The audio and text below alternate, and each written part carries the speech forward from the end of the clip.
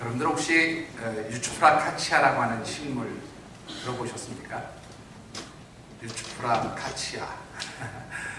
굉장히 독특한 이름이지요. 이 식물은 아프리카의 깊은 밀림지대, 여러분들 밀림하면은 너무나 울창해서 햇빛이 잘 들지 않는 그런 곳을 의미하는데요. 이 밀림 지역에서 공기 중에 있는 소량의 수분과 그리고 또 그 나뭇잎들, 밀림의 울창한 숲을 뚫고 들어오는 그런 나뭇잎, 작은 햇빛, 아주 적은 양의 햇빛을 받고 살아가는 음지식물의 이름이 유츠프라 카치아라고 하는 식물입니다. 이 유츠프라 카치아라고 하는 이름은 아프리카 사람들의 말로 사람의 영혼을 갖고 있는 식물, 그런 뜻이라고 그래요. 사람의 영혼을 갖고 있다, 그렇게 이야기를 하는데, 이 식물이 왜 이런 이름을 가졌을까? 여러 가지 분분한 해석들이 있습니다만은 이 식물은 아주 결벽증을 가지고 있다는 거지요. 어떤 결벽증을 가지고 있는가 하면, 만일 사람이 이렇게 딱 지나가다가 툭 건드리잖아요. 그러면 한번 건드리면 그 다음에 어떻게 돼요? 시들시들해지면서 시름시름 앓다가 죽어버린대요. 그러니까 사람 손이 한번 딱 닿으면 그냥 죽어버리는 겁니다. 한 식물학자가 이 유츠프라 카치아의 그 결벽증, 사람 손이 한번 닿기만 하면 시들어서 죽어버리는 그 결벽증이 궁금해서 호기심을 가지고 연구를 하다가 아주 놀라운 사실 하나를 발견하게 되어집니다. 그것은 바로 뭐냐면, 이 유츠프라 카치아를 계속해서 살 수 있는 방법을 발견하게 된 거예요. 자, 여러분들 같으면 어떻게 이 유츠프라 카치아를 살게 할 수 있을까요? 일부 예배 때 여쭤봤더니 어떤 권사님이 안 만지면 되지요. 안 만지면 되는데, 원하든 원하지 않든 한번 손을 대서 만지게 되면 그 다음부터는 시들어 죽는단 말이죠. 그럼 한번 손댄 이 유츠프라 카치아를 어떻게 하면 죽지 않고 계속 살릴 수 있겠느냐라는 겁니다. 방법이 무엇일까요? 예? 함 집사님이 유일하게 아시는 겁니다. 이 발견한 저희가 뭐냐면, 그 만진 사람이 계속해서 사랑을 담아서 만져주면 안 죽는다는 겁니다. 이 학자가 이것을 보면서 이 식물은 결벽증을 가진 식물이 아니고 끊임없이 사랑받기를 갈망하는 그런 식물이다, 그렇게 이야기를 하고 있습니다. 여러분들은 어떻습니까? 여러분들은 어떤 갈망을 가지고 살아가십니까? 사람들은 이 세상을 살아가는 동안에 누구나 각자 다 자기 나름으로 채워지기를 원하는 그런 갈망들이 있음을 보게 되어집니다. 그렇다면 오늘 하나님의 자녀된 우리 성도들은 어떤 갈망을 가지고 살아가야 할까라고 하는 것입니다. 가장 중요한 갈망은 영적 갈망이라고 저는 그렇게 생각합니다. 무엇보다도 하나님과 만나서 교제하고 또 하나님의 사랑을 받고 하나님 주신 그 풍성한 은혜들을 누리기 원하는 그런 영적 갈망이 있을 때에 사실 우리의 삶은 축복된 삶을 살아갈 수 있다고 그렇게 믿습니다. 주님이 인간의 몸을 입고 이 땅에 오신 성탄의 절기에 우리가 함께 묵상하는 말씀의 주제, 오늘 그 세 번째입니다. 특별히 주제는 여러분들 기억하십니까? 이제 세 번째인데 한번 우리 같이 주제 말씀을 읽어보실까요? 제가 오늘 떼겠습니다. 성탄. 한 번만 더 해보실까요? 성탄. 이 성탄절은 우리에게 영원한 생명의 기쁨을 주시기 위해서 하나님이 가장 사랑하는 독생자 예수 그리스도를 아낌없이 눈물 가운데 내어주신 그러한 축복의 절기라고 하는 주제를 가지고 말씀을 묵상하고 있습니다. 오늘 그 세 번째로 주님께서 우리에게 기쁨의 선물이 되고 이 성탄절이 우리에게 기쁨의 절기가 되기 위해서는 우리 모두에게 영적 갈망이 있어야 함을 말씀드리고 싶습니다. 다른 말로 표현드리면 영적 갈망을 가지고 사는 사람들만이 이 성탄의 절기가 기쁨의 절기가 되어줄 수 있다고 하는 말씀입니다. 오늘 우리가 함께 받들어 읽은 하나님의 말씀은 여러분들이 너무나 잘 아시는 동방으로부터 온 박사들이 탄생하신 예수 그리스도께 경배하고 또한 기뻐했다고 하는 그런 내용의 말씀입니다. 특별히 주신 말씀을 묵상하는 가운데 이 자리에 함께 하신 우리 모든 하늘생 가족들이 뜨거운 영적 갈망을 통해서 예수 그리스도께서 이 땅에 오신 이 성탄의 절기를 기쁨의 절기로 맞이하시고 또 그 주님이 여러분들에게 기쁨의 선물이 되어지시기를 주님의 이름으로 축원합니다. 아멘. 자, 오늘 주신 말씀을 통해서 우리가 먼저 묵상해 보고 싶은 것은 예수 그리스도께서 이 땅에 오신 이 성탄의 절기가 그리고 그 예수님이 우리에게 기쁨의 절기요 기쁨의 선물이 되기 위해서 우리에게는 어떤 영적 갈망들이 있어야 하겠느냐라는 것입니다. 결론부터 말씀을 드리면 이 땅에 오신 그 주님을 만나려고 하는 그리고 그 주님과 영적으로 깊이 교제하려는 그런 영적 갈망들이 있어야 한다고 말씀드립니다. 본문 1절과 2절의 말씀을 우리 같이 한번 받들어 읽겠습니다.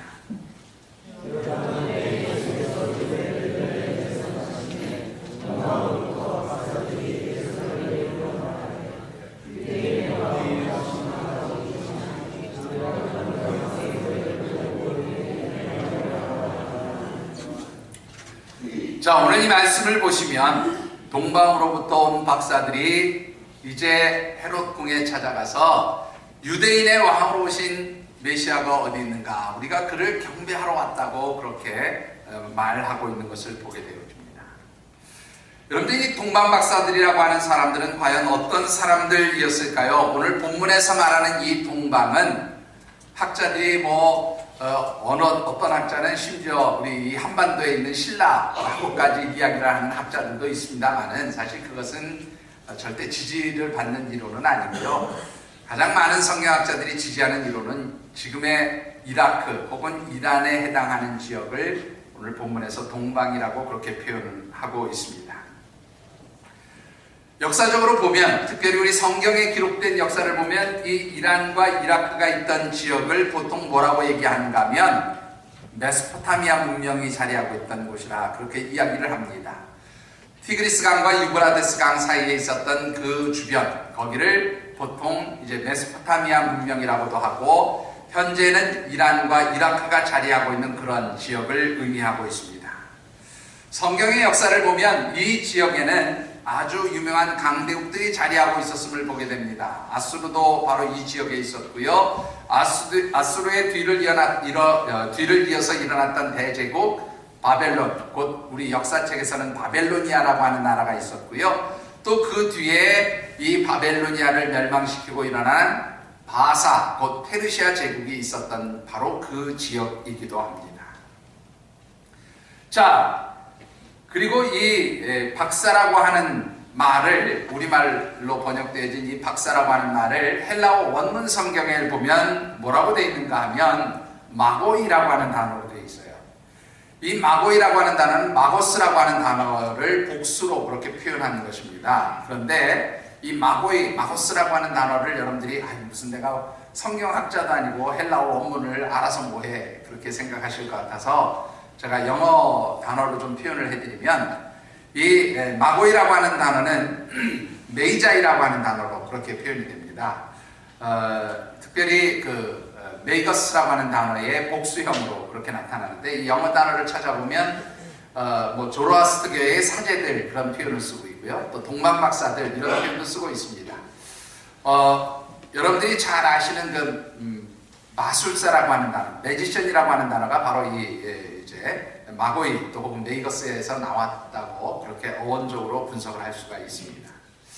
자, 오늘 이 박사라고 불리운 사람들은 어떤 사람들이었는가 하면 특별히 이 바사 제국, 페르시아와 또 그 이전에 있었던 바벨론 제국에서 별을 보면서 그 별을 통해서 국가의 흥망성쇠를 예측하고 미래를 내다보면서 왕에게 자문을 해주었던 일종의 천문학자들, 또 좀 비하시켜서 말한다면 점성술사들, 그렇게 말씀을 드릴 수가 있고요. 단순히 점성술사가 아니라 단순히 천문학을 연구하는 자들이 아니라 그 별을 보고 미래를 예측해서 왕에게 자문을 했던 지혜자들을 의미하고 있습니다. 그래서 이 박사라고 하는 말을 영어 성경에는 뭐라고 되어 있는가 하면 wise man이라고 그렇게 표현을 하고 있어요. 지혜로운 사람들이었다 그렇게 말하고 있습니다. 자, 중요한 것은 이 페르시아가 있던 지역, 바벨론이 있던 지역, 아수르가 있던 이 지역에 그 천문을 연구하던 점성술사, 그 지혜자들이 어떻게 예수 그리스도의 탄생을 알고 그것으로부터 먼 길을 떠나서 예루살렘까지 찾아왔느냐라는 겁니다. 여러분들이 생각해 보셔도 그들은 우상을 섬기는 나라, 우상을 섬기는 지역에서 살던 사람 아닌가요? 그런 사람들이 어떻게 하나님이 보내주시는 메시아 예수 그리스도의 탄생을 알고 그 예루살렘까지 찾아왔느냐라는 겁니다. 이 박사들이 어떻게 해서 찾아왔을까를 우리 성경의 역사를 통해서 조명해 보면 아주 재미있는 사실을 한 가지 발견하게 됩니다. 여러분들 바벨론 제국과 그리고 페르시아 제국, 이 바사 제국에서 아주 뛰어난 최고의 지혜자가 한 사람 있었어요. 혹시 누군지 아십니까?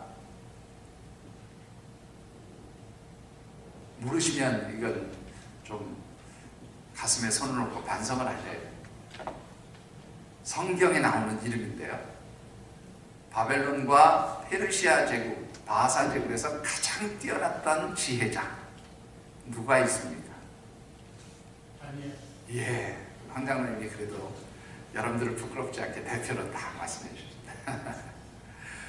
여러분들 성경에 보면 다니엘이 이 바벨론과 페르시아를 양계, 이 두 개의 나라에서 최고의 지혜자로 인정받고 있음을 보게 돼요. 특별히 다니엘서 2장 48절의 말씀을 보면 바벨론의 왕 느부갓네살이 이 다니엘에게 뛰어난 지혜가 있음을 보고 바벨론과 다니엘을 바벨론의 모든 지혜자의 어른으로 삼았다 그렇게 기록하고 있습니다. 이 어른으로 삼았다는 것은 수장으로 삼았다, 최고 우두머리로 삼았다 그런 말씀이에요. 그리고 이어지는 다니엘서 6장의 말씀을 보면 이제 페르시아 제국, 바사 제국이 되어지는데 이 바사 제국은 여러분들이 아시는 대로 바벨론을 멸망시키고 세운 나라가 바사 제국입니다. 페르시아 제국. 근데 이 페르시아 제국에서도 다니엘은 그 총리 가운데 한 사람으로서 특별히 그 6장 이후의 말씀들을 쭉 보면 왕의 꿈을 해석해 주기도 하고 계속해서 그런 지혜자로서 왕의 정책 그리고 여러 가지 왕의 정적인 일들을 돕는 지혜자로 그렇게 영향력을 행사하고 있음을 보게 되어집니다. 그러니까 이 바벨론과 페르시아 지역에서 최고의 지혜자였던 이 다니엘의 영향을 받은 그런 천문학자, 점성술사, 지혜자들이 있었다 그런 말이지요. 이들이 어떤 영향력을 받았을까요? 우리가 구약 성경에 보면 예수님의 탄생을 별과 관련해서 예언한 말씀이 유일하게 한 곳이 있어요. 혹시 그것도 아십니까? 아마 잘 모르실 것이라고 생각되어지는데 민수기서에 보면 이스라엘 백성들이 애굽을 떠나서 가나안 땅을 향해서 가던 중에 광야에서 오랜 시간들을 보내게 됩니다. 그런데 이 광야에 살던 한 부족인 모압 족속의 왕 발락이 이 이스라엘 백성들이 못마땅하거든요. 그래서 어떻게 합니까? 거짓 선지자 발람을 불러서 이스라엘 백성들을 좀 저주해달라고 그렇게 요청을 합니다. 발람이 처음에 안 가겠다고 그러다가 많은 돈을 주니까 그럼 가보겠다. 그래서 이스라엘 백성들을 바라보면서 저주를 하려고 하면 하나님이 계속 막으시면서 어떻게 해요? 축복하게 만드셨어요. 몇 번 그런 일이 반복되어지니까 이 발락 왕이 화가 나가지고 말이야. 아니 돈 주고 말이지 축복해달라고 저주해달라고 그랬더니 계속 축복하느냐. 그리고 막 따지면서 화를 내니까 마지막으로 한번 다시 해보라고. 그래서 이 발람이 이스라엘 백성들을 저주하려고 저주하다가 나온 마지막 축복의 말씀 가운데 민수기 24장 17절의 말씀을 보면 이런 말씀이 기록되어 있어요. 한 별이 야곱에게서 나오며 한 규가 이스라엘에게서 일어나고 모압을 무찌르며 셋의 자식들을 멸하게 될 것이다. 바로 그 말씀입니다. 떴습니까? 민수기 24장 17절 한번 같이 읽어보십시다. 시작. 민수기 24장 17절입니다. 준비가 안 됐나요? 예, 나중에 한번 여러분 찾아보십시오. 민수기 24장 17절의 말씀을 보면 이 발람 선지자가 메시아의 탄생을 예언하는데 다윗의 후손에서 한 별이 나타날 것이라는데 그 한 별이 뭐라고 되어 있는가 하면 여기에 보니까 한 규가 일어난다는데 이 규라는 것은 뭐냐면 임금이 가지고 있는 그 지팡이, 통치를 상징하는 지팡이거든요. 그러니까 이 다윗의 후손에서 한 왕이 나서 이제 이 모압 족속을 멸하게 될 것이다 라고 하는 그런 예언을 하는 가운데 그 상징이 뭘로 나타난다면 별로 나타나고 있단 말이죠. 성경학자들은 이 말씀을 근거로 해서 아마 다니엘이 당시의 점성술사로 또 뭡니까 천문학을 연구하는 이 바벨론과 바사의 지혜자들에게 위대한 왕의 탄생 메시아 예수 그리스도의 탄생을 알려주었을 것이라고 그렇게 추측을 하고 있습니다. 그리고 이 다니엘로부터 한 별이 나타나면 이 세상을 다스리는 위대한 통치자 메시아 예수 그리스도가 탄생할 것이라고 하는 말을 들은 이 천문학자들, 점성술사들은 그 다음부터 어떻게 해요? 언제 그 별이 나타날까? 또 그 별이 나타나면 나도 가서 그 위대한 왕을 볼 수 있을까라고 하는 그런 생각을 가지고 늘 하늘의 별들을 살펴보았다는 것입니다. 물론 1년, 10년, 100년 시간이 흘러가면서 그 별을 찾아보기는 쉽지 않은 그러한 일들이 되었지만 그러나 후대의 그 점성술사들, 후대에 이어지는 천문학자들에게 이 다니엘이 들려주었던 그 메시아 탄생의 예언들은 계속해서 전해져 왔다라고 하는 거죠. 그래서 아마 이 예수님 탄생하던 당시에도 그 메대와 바사 지역에서 살고 있었던 메대와 바사 그리고 바벨론 지역에서 살고 있었던 이 천문학자들, 점성사들, 오늘로 얘기하면 박사라고 하는 이 지혜자들은 아마 하늘의 별을 바라보면서 위대한 왕의 탄생을 알리는 별을 발견하기를 원했고 또 그 왕이 탄생하면 가서 그를 만나겠다고 하는 그런 영적 갈망이 있었던 것입니다. 한마디로 이 동방으로부터 온 박사들은 위대한 왕 메시아를 만나기를 갈망하면서 살아갔던, 그래서 하늘을 바라보며 별을 연구하면서 그렇게 살았던 영적인 사람들이었다라고 그렇게 설명을 드릴 수가 있습니다. 여러분들 잘 아시는 르네상스 시대의 독일 출신의 유명한 천문학자가 한 사람이 있습니다. 갈릴레오 갈릴레이와 쌍벽을 이뤘던 천문학자고요. 특별히 이 천문학자는 오늘날까지도 그가 발견한 여러 가지 천문학 이론들을 통해서 큰 영향력을 미치고 있는 사람인데 잘 아시는 케플러라고 하는 천문학자입니다. 이분은 원래 신학 공부를 하고 목사였었는데요. 몸이 너무 약해서 목회를 하지 못하고 나중에 별을 연구하다가 천문학자가 되는 분인데 이분이 그 별의 움직임을 연구하면서 아주 재밌는 사실을 하나 발견하게 됩니다. 주전 4년 5월 말경에 바로 목성과 토성이 합쳐지면서 아주 큰 별처럼 큰 빛을 내는, 아주 환한 빛을 내는 그런 천문학적 현상들이 있었다. 그렇게 발표를 하고 아마 동방 박사들이 보았던 그 별이 바로 이 천문학적 현상들을 본 것이 아닌가, 그렇게 이제 과학적 증거들을 이야기하고 있습니다. 즉 동방 박사들은 여러분들 한번 생각해 보십시다. 별을 관측하려면 어떻게 해야 되죠? 잠을 자서는 절대로 별을 관측할 수가 없어요. 밤을 꼬박 새워야 별을 찾을 수가 있습니다. 그 별을 밤새도록 밤을 새도록 그렇게 깨어서 별을 찾는 이유가 무엇이었을까요? 오늘 이 본문 전후의 문맥들을 우리가 깊이 묵상해 볼 때에 그들은 바로 위대한 왕으로 오시는 메시아 예수 그리스도를 만나보려고 하는 그런 영적 갈망들을 가지고 깨어서 하늘을 바라보며 살았던 그러한 사람들이었다는 것으로 우리는 정리를 해본다면 오늘 저와 여러분들에게는 이 동방박사와 같은 영적 갈망들이 있느냐라고 하는 것입니다. 오늘 이 땅에 인간의 몸을 입고 오신 우리의 구세주 예수 그리스도 그분을 여러분들이 정말로 간절하게 만나려는 그러한 영적인 갈망이 있으며 또한 그분과 온전한 교제를 나누기를 원하는 그러한 영적 갈망들이 있느냐 하는 것입니다. 저는 이 말씀을 묵상하면서 동방 박사들의 마음이 어떠했을까라고 그렇게 생각을 해보다가 두 개의 성경 구절이 생각났습니다. 여러분들 시편 42편 1절의 말씀입니다. 준비됐습니까? 이사님? 안 돼 있습니까? 예, 우리 같이 한번 읽어보십시다. 시작.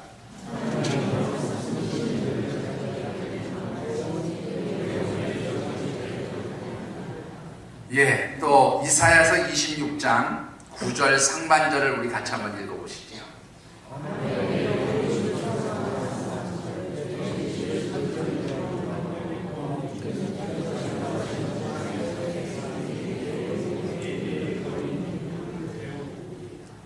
여러분들, 저는 이 동방 박사들의 마음이 이 두 성경 구절에 담겨져 있다고 그렇게 생각을 합니다. 정말로 주님을 사모하는 마음으로 밤을 새워서 하늘을 바라보며 그 주님을 찾기에 갈급한 모습이 마치 목마른 사슴이 시냇물을 찾는 것과 같은 그런 갈급함으로 이 별을 찾고 주님을 만나기 원했다라고 하는 것입니다. 사랑하는 성도 여러분, 오늘 우리 모두에게 이런 영적 갈망들이 있어지게 되기를 주님으로 축원합니다. 여러분들에게 밤을 새라는 것이 아니라 여러분들의 영혼이 늘 깨어 있어서 우리의 구제로 이 땅에 오신 예수 그리스도 그분을 만나며 우리 하나님을 만나려고 하는 그런 영적 갈망, 그 하나님과 깊은 영적 교제를 나누려고 하는 그런 아름다운 믿음의 갈망들이 여러분들에게 늘 풍성해지기를 주의 이름으로 축원합니다. 여러분들, 이 영적 갈망을 가지고 살아가는 사람들에게는 아주 중요한 영적 습관들이 있음을 보게 됩니다. 어떤 영적 습관이 있을까요? 먼저 본문 2절과 10절의 말씀을 다시 한번 받들어 읽겠습니다. 2절과 10절입니다.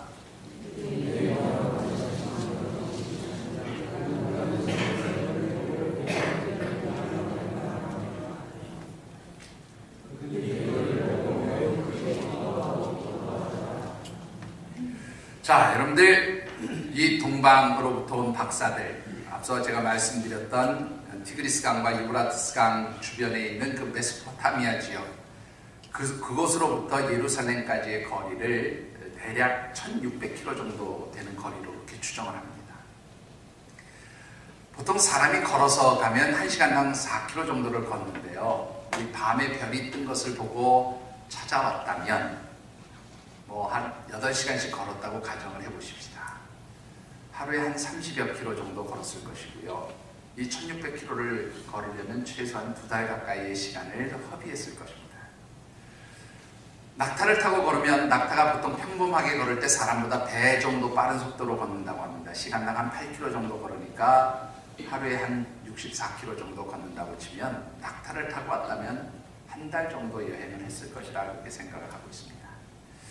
자, 그렇다면 여러분들, 이 동방의 박사들이 걸어왔든지 낙타를 타고 왔든지 한 달 혹은 그 이상 2달의 시간을 여행을 하면서 무엇을 보고 이 예루살렘까지 찾아올 수 있었을까라는 것이지요. 무엇을 보고 찾아왔겠어요, 여러분들? 어떻게 찾아왔을까요? 요즘처럼 내비게이션이 발달해 있는 시대도 아닌데 어떻게 찾아왔어요? 예? 잘 모르시는군요. 성경을 잘 보시면 재미있는 것 발견할 수 있습니다. 9절 말씀을 잠깐 보실까요? 9절을 같이 한번 받아드리겠습니다. 시작. 죄송해요.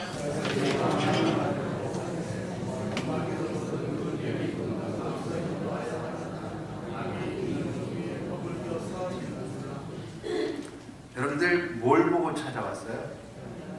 여기에 보면 동방에서 보았던 그 별, 그러니까 자신들의 나라에서 보았던 그 별을 따라서 온 거예요. 그 별의 인도함을 받아서 예루살렘까지 온 겁니다.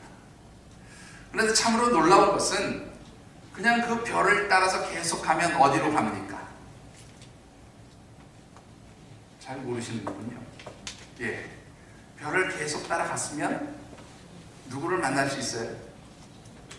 메시아로 오신 예수 그리스도를 만날 수 있었다는 거예요. 그런데 2절로 여러분들 돌아가서 한번 보십시다. 이 동방의 박사들이 별을 따라간 게 아니라 예루살렘에 도착해서는 누구를 찾아가요? 위대한 왕으로 오셨다고 하니까 별을 본 게 아니고 누구를 찾아갑니까? 왕궁 헤롯 대왕에게 찾아가서 유대인의 왕으로 오시니까 어디에 태어났습니까? 그렇게 물어봅니다. 사실은 이 별 자체가 바로 이 땅에 오시는 예수 그리스도를 상징하는, 이 동방 박사들에게는 자신들의 그 갈망하는 예수 그리스도를 만나도록 도와주는 아주 중요한 본질적인 그러한 존재였다고 말씀을 드릴 수가 있습니다. 그런데 이들이 그 본질이 되는 별을 보면서 예수 그리스도를 갈망하며 찾아왔지만 마지막 순간에 그 본질을 잊어버렸어요. 그래서 어디로 갑니까? 바로 헤롯 대왕에게로 찾아갔다. 여러분들, 이 헤롯 대왕이요, 그 유대인의 왕이 태어났다는 소리를 듣고 예루살렘 온 동네가 다 소동을 일으키고 난리가 났습니다. 헤롯 대왕이 여러 종교 지도자들을 불러서 이게 도대체 무슨 소리냐 알아보니까 성경에 예언된 메시아 탄생의 그 말씀이었음을 기억하게 되고, 이 헤롯 대왕이 동방 박사들에게 이야기해 줍니다. 베들레헴이라는 곳에서 탄생한다고 하던데 8절에 보니까 그러면서 뭐라고 해요? 당신들이 가서 보고 찾거든 누구에게도 와서 알려달라고요? 나에게도 와서 알려달라. 왜? 겉으로는 뭡니까? 나도 가서 그를 경배하겠다는 거예요. 그런데 실제 이유는 뭡니까? 바로 자신의 최대의 정적이 될 수 있다고 생각한 헤롯 대왕이 바로 탄생하신 예수 그리스도를 죽이기 위해서 그런 속임수로 동방 박사들에게 이야기했다는 겁니다. 여러분들, 오늘 우리가 신앙생활을 하면서 영적인 갈망을 가지고 살지만 사실 우리가 가장 중요한 영적 본질을 잃어버리면, 그 영적 본질을 잃어버릴 때에 사단은 하나님의 백성들을 공격하고 넘어뜨리려고 그 틈새로 파고든다는 사실을 잊지 않게 되기를 바랍니다. 여러분들, 오늘 우리가 신앙생활을 할 때 있어서 가장 중요한 영적 본질이라는 것은 과연 무엇일까요? 우리가 하나님을 만나고 예수 그리스도를 만나기 원하는 그런 영적 갈망을 가지고 신앙생활할 때에 그 영적 갈망을 충족시켜 줄 수 있는 가장 중요한 영적 본질이 무엇이냐라는 겁니다. 그 답이 2절에 아주 중요한 단어로 나타나 있어요. 뭐라고 되어 있습니까? 그들이 경배하러 왔다는 거예요. 다른 말로 표현하면 예배자로 왔다는 거예요. 여러분들, 하나님의 백성들이 우리 주님을 만나기를 갈망하며 하나님과 영적으로 깊이 교제하기 위해서 가장 소중하게 여겨야 할 신앙의 기본적 본질이 뭡니까? 바로 예배를 소중하게 여깁니다. 모든 신앙생활에 있어서 우리 주님을 만나고 교제하고 하나님과 영적으로 교통하는 그런 정말로 영적 갈망을 충족시켜주기 위해서 가장 중요한 것은 여러분들 예배로부터 시작이 되어야 된다는 사실. 만일 예배가 여러분들에게 정말로 소중히 여겨지지 않으면 아무리 영적인 갈망을 가지고 살아도 여러분들의 신앙의 본질을 잃어버리고 사는 거예요. 여러분들, 우리가 어떻게 이 온전한 예배자로 하나님 앞에 나갈 수 있습니까? 어떻게 온전한 예배자로 하나님 앞에 나가서 하나님과 만나고 교통하고 교제할 수 있겠냐는, 로마서 12장 1절의 말씀 여러분들이 너무나 잘 아는 말씀입니다. 우리 같이 한번 맞들어 읽겠습니다. 로마서 12장 1절입니다. 같이 맞들어 읽습니다.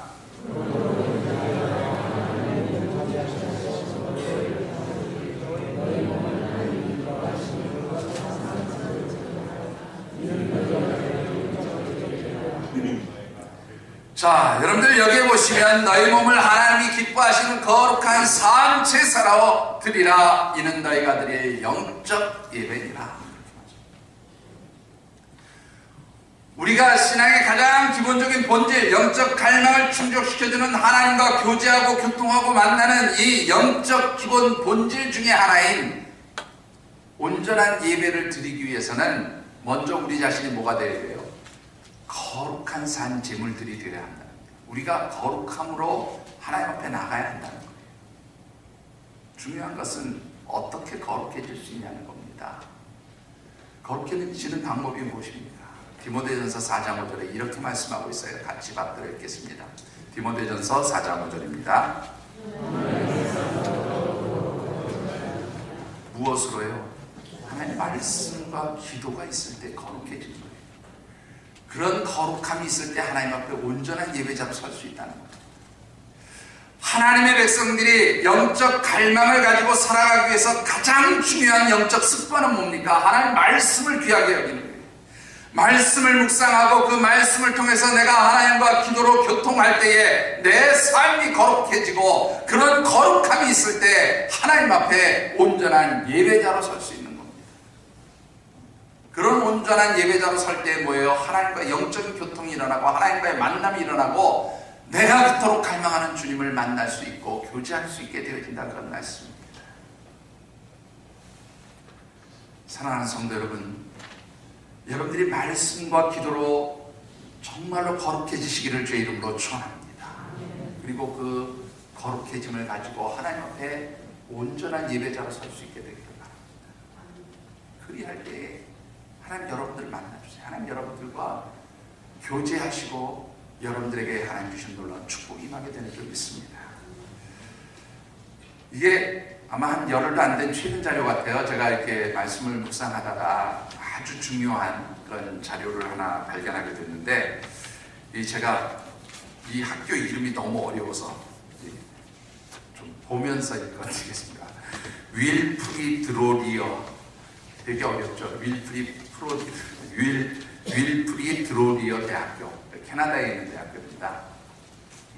윌프리 드로리어 대학교의 데이비드 헤스켈이라고 하는 교수가 최근에 아주 재미있는 연구 하나를 발표했어요. 그게 뭐냐면 리뷰 오브 릴리저스 처치라고 하는 그런 종교 잡지인데요. 기독교 신앙 잡지 중에 하나인데 학술지입니다. 그러니까 오늘의 이 시대의 여러 그 신앙적 현상들을 학문적으로 연구해서 이제 학술 논문을 발표하는 그런 아주 중요한 학술지 중에 하나인데요. 이 학술지에 재미있는 논문, 연구 자료를 하나 발표했어요. 최근 자료인데, 이분이 캐나다 온타리오주에 있는 개신교 22곳을 대상으로 5년 동안 추적 조사를 했습니다. 그 추적 조사를 해보니까 9개의 교회는 계속해서 성장하는 교회, 최소 아무리 성장을 못해도 최소한 1년에 뭐 2%에서 5%, 그 이상 성장을 한다. 그러니까 제일 성장 못한 교회가 한 2, 3% 성장하고 다 성장을 했어요. 그리고 그 22개의 교회 중에서 13곳의 교회는 계속해서 쇠퇴하고 감소하는 것을 5년 동안 추적조사를 해보니까 나타났다. 이유가 있을 거 아니에요. 어떤 교회는 성장하고 어떤 교회는 감소하느냐. 분석하니까 간단한 거였어요. 성장하는 교회의 특징은 목사님과 성도들이 뭐예요? 매일매일 성경 읽고 기도하는 사람들이었다는 거예요. 그리고 성경을 읽고 그 말씀이 그대로 이루어질 것을 믿음으로, 확신으로, 아멘으로 받아들이는 사람들이었고, 기도하는 대로 하나님이 응답해 주실 것이라고 하는 그런 확신이 있는 사람들이었고, 무엇보다도 뭐예요? 예배의 감격과 뜨거움이 있는 사람들이었다. 그런데 쇠퇴하는 교회 13곳은 성경을 읽지도 않지만 성경 말씀대로 이루어진다는 것을 믿는 사람들이 절반도 안 됐다. 기도하지만 기도한 대로 하나님이 응답해 주신다는 것을 믿는 사람들이 10% 내외라는 거예요. 그러니까 어떻게 해요? 예배에 대한 감격도 없는 거예요. 그러니까 어떻습니까? 점점 더 교회가 쇠약해지게 되어지더라.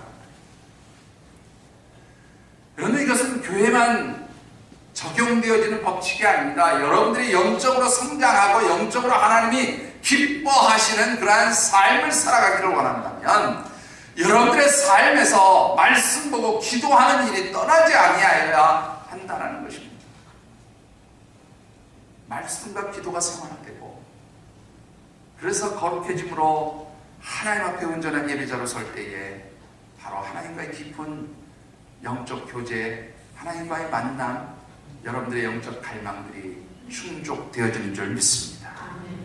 특별히 오늘 이 자리에 함께한 우리 할생 가족 모든 성도 여러분들이 참으로 이런 영적 습관을 가지고 사시게 되기를 주님으로 축원합니다. 기도자, 말씀을 묵상하고 그 말씀을 붙들고 거룩하게 살기를 몸부림치면서 그렇게 하나님 앞에 예배자로 나갈 때 하나님 주시는 그 놀라운 은총의 역사가 있게 되기를 바랍니다. 우리가 말씀과 기도로 거룩해지고 그래서 하나님 앞에 온전한 예배자로 나가서 하나님과 온전한 영적 교제가 일어나고 하나님을 대면하게 될 때 주시는 축복이 무엇입니까? 본문 10절의 말씀을 같이 받들어 읽겠습니다.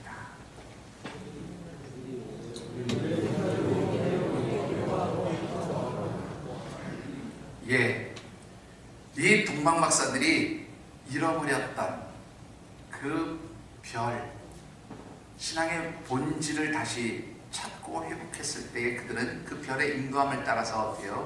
예수 그리스도를 만날 수 있게 됩니다. 그로 인해서 그들이 어떻게 해요? 크게 기뻐하고 기뻐하였다. 여러분들 크다라는 단어를 쓸 때 우리 그 메가라는 단어 많이 쓰죠. 메가. 오늘 크게 기뻐했다는 말이 막 메가라는 단어. 메가 큰 기쁨이 기뻐하고 또 기뻐했다니까 얼마나 큰 기쁨인지 여러분들 짐작하시겠습니다. 여러분들이 하나님과 만나고 교제하고 정말로 그렇게 갈망하는 살아가실 때, 그리고 그를 위해서 여러분들이 말씀과 기도로 거룩해질 때에 온전한 예배자로 설 때 하나님 여러분들을 만나주시는 기쁨이 있는 줄 믿습니다. 적어도 여러분들에게 그런 뜨거운 영적 갈망을 가지고 하나님을 찾는 마음들이 일어나게 되기를 바랍니다. 잠언 8장의 말씀을 보면 뭐라고 말씀합니까? 하나님께서 나를 사랑하는 자들 내가 만나겠고 나를 찾는 자들에게 내가 응답하겠다고 말씀합니다. 여러분들이 하나님을 만나기를 갈망하면서 하나님 앞에 부르짖고 간구할 때에 하나님 여러분들을 만나주시고 하나님 여러분들에게 응답해주시고 하나님께서 여러분들과 깊은 영적 교제를 나누어 주시게 되어지는 줄 믿습니다. 말씀을 맺고 싶습니다. 오늘은 이상하게 학술적인 얘기를 좀 많이 합니다. 카네기 국가대학, 미국에 있는 아주 유명한 대학 중에 하나입니다. 이 카네기 국가대학의 한 연구진이 이 세상을 살아가면서 사회생활, 직장생활, 가정생활에 완전히 실패했다고 여겨지는 사람들 10,000명을 선정해서 도대체 이 사람들이 왜 인생에서 실패한 삶을 살게 되었는가 이것을 조사한 또 연구 자료가 있습니다. 아주 재밌는 자료인데, 여러분들 왜 인생을 살다가 실패합니까? 돈이 없어서, 또 혹은 지식이 부족해서, 혹은 내가 능력이 없어서 무능력해서 보통 실패한다고 사람들이 생각합니다. 그렇지 않습니까? 그런데 여러분들 이 연구 자료를 보면 실제로 뭐 배운 것이 없어서, 혹은 뭐 능력이 없어서, 혹은 뭐 내가 무능해서 어떤 남들이 가지고 있는 특별한 기술이 없어서 실패한 것이 아니라는 거죠. 10,000명 중에서 15%에 해당하는 1,500명의 사람들은 그런 증상이 나타났지만 거의 절대다수인 85%의 사람이 이 한 가지 이유 때문에 인생을 실패했다는 거예요. 여러분들 그게 뭔지 아십니까? 바로 인간관계에 실패해서 삶을 실패하더라고요. 능력이 중요한 게 아니라, 지식이 중요한 게 아니라, 돈이 중요한 게 아니라, 어떤 스킬, 기능이 중요한 게 아니라 뭐예요? 좋은 관계를 맺을 때 성공하는 삶을 살 수 있더라고요. 여러분, 우리 하나님의 백성들이 성공하는 신앙생활하는 방법 무엇이겠습니까? 여러분들이 정말로 온전한 신앙인으로 하나님께서 축복하시는 그런 성공한 신앙인이 되기를 원하신다면 하나님과의 깊은 영적 교제, 하나님과의 온전한 교제를 나누시게 되기를 주의 이름으로 축원합니다. 그러기 위해서는 여러분들에게 영적 갈망이 있어요. 영적 갈망이 있는 사람은 말씀과 기도로 거룩해지고, 그래서 온전함으로 거룩함으로 하나님 앞에 예배자로 설 수 있을 때 거기에서 하나님과의 영적 깊은 교제가 일어나게 되어지는 줄 믿습니다. 이 성탄의 절기에 사랑하는 성도 여러분들이 말씀과 기도로 온전해지시기를 바랍니다. 거룩해지시기를 바랍니다. 그리고 그 거룩함을 가지고 하나님 앞에 온전한 예배자로 서시고, 이 예배를 통해서 하나님과의 그 이쁜 영적 교통이 일어나게 되기를 다시 한번 주의 이름으로 축원합니다. 그리할 때에 하나님 주신 참으로 큰 놀라운 기쁨들이 여러분에게 풍성하게 넘칠 줄 믿습니다. 기도하겠습니다.